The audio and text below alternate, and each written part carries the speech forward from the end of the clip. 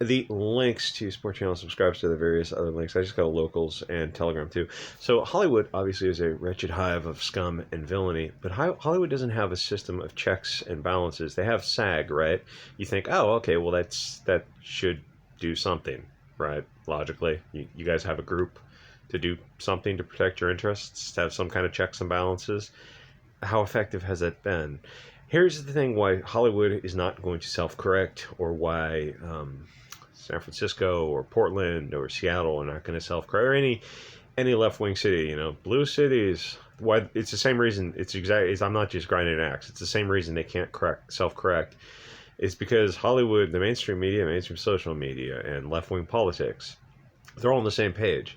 So for Hollywood to self-correct, to say, oh, we're going to have an oversight committee because we got these kind of issues going on with abusers in Hollywood, and people going through the legal method is one thing, but we're also going to need like a structure in place, organize something to do with SAG or some kind of other structure, like an ombudsman, a mediator, arbitrator, something like that, an oversight committee.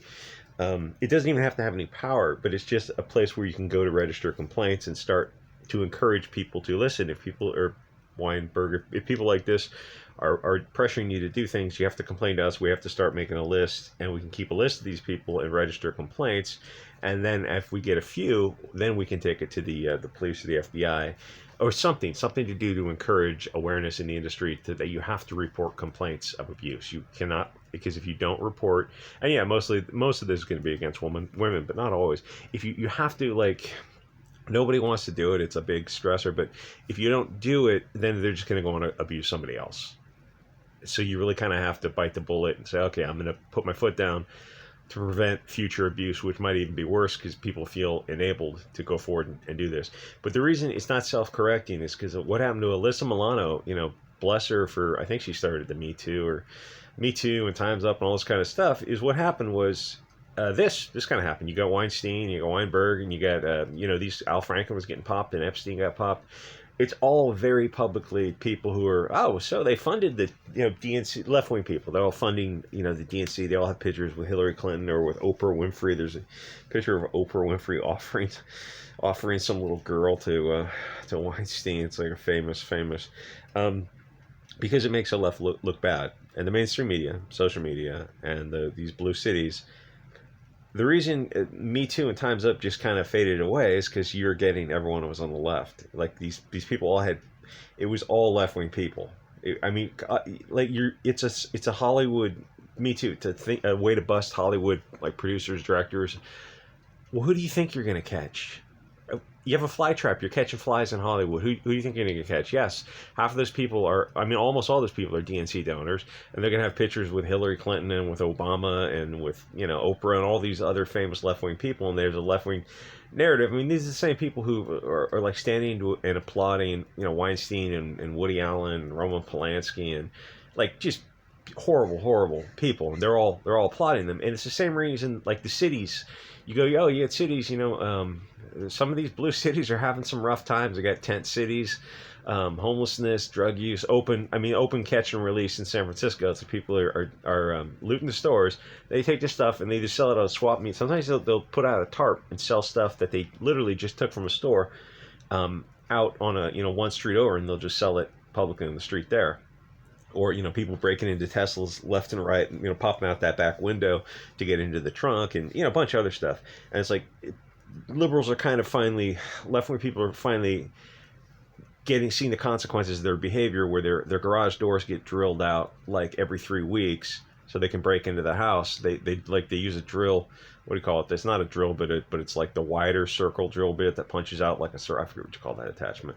And then they put like a wire in there to pop the lock up so they can get access to the house. And it's like, this is happening once a month in San Francisco. It's happening, daily in San Francisco, some part of it, where people are breaking into garages to take garages and, in the houses. It's like, so these people, you got somebody who commits some horrific crime, and it's like, they've been arrested 19 times.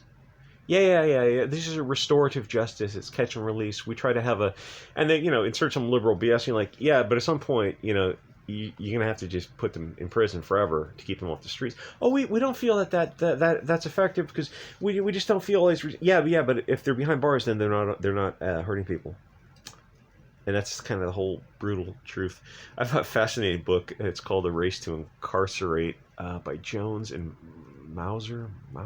I did a video on it for Bit Chute and Odyssey. It's amazing, the level of gaslighting. It's important to read their books too. I have a book called On Tyranny too, and another book called Open Borders. I'm looking at my bookshelf, and I have a lot of left-wing books. It's fascinating to read their stuff because you realize, oh, this is horribly written. It's just all gaslighting.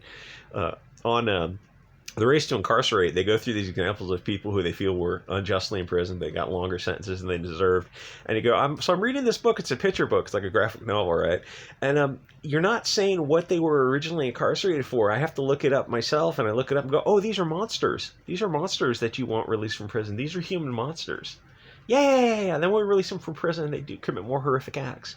My point being, the reason blue cities will never self-correct, or why Hollywood will not self-correct, is because it's a thread. You're pulling a thread on a sweater, and it all kind of unravels. Why do you think the left has to deplatform and censor so much?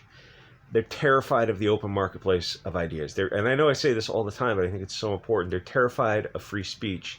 Because you go, hey, you left-wingers, you guys have got some bad ideas.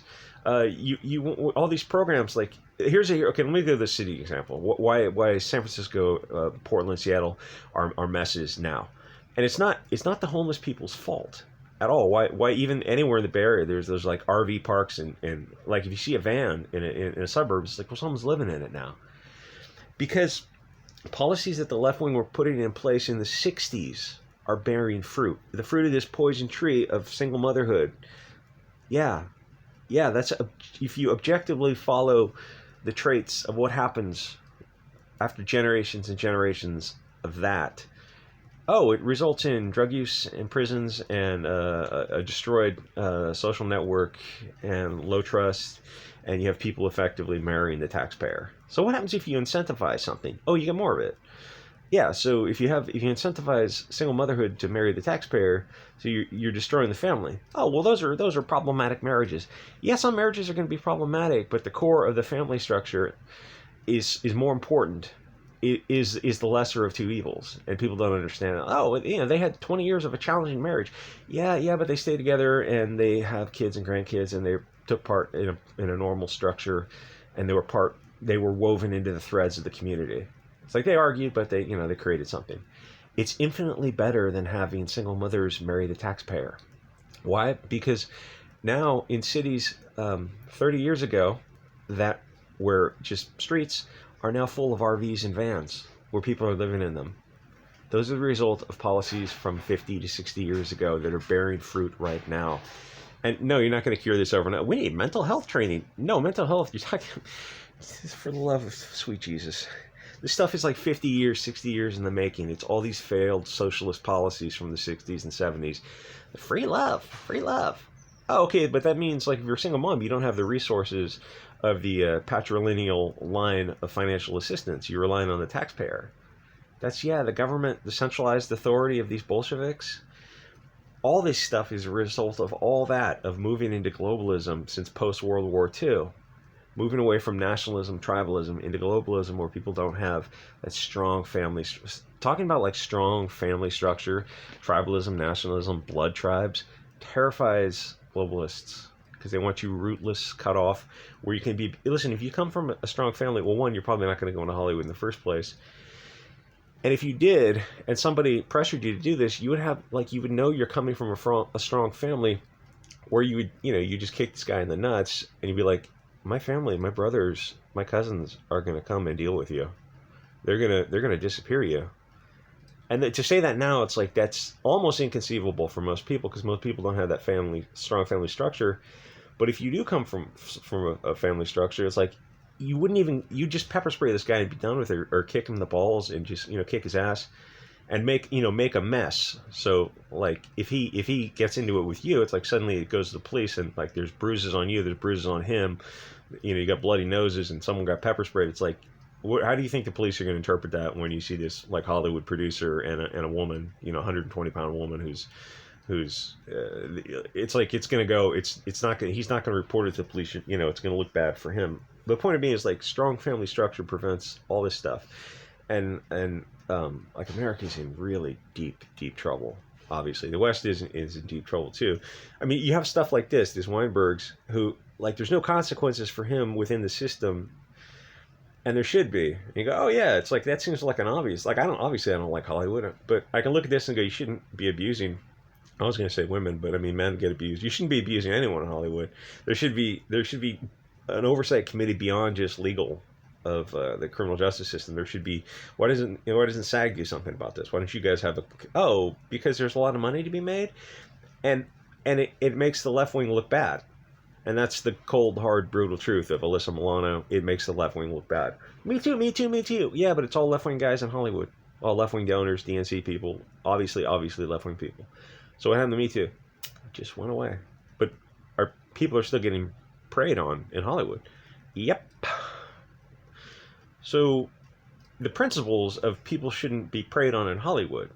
To be treated like they should be treated like human beings and not just prey for these human parasites, these vermin. Yep. But it makes the left look bad.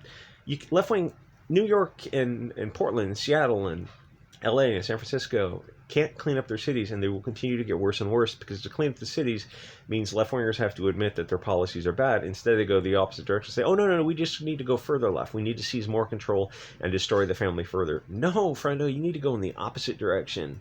If you incentivize something, you get more of it. You need to clean up. And if you're on the left and you're on the moderate left, you're going to have a come to Jesus moment and realize, oh, we were wrong. We need to try something different. Anyway, like, comment. I want a Fed post so bad, but I won't do that.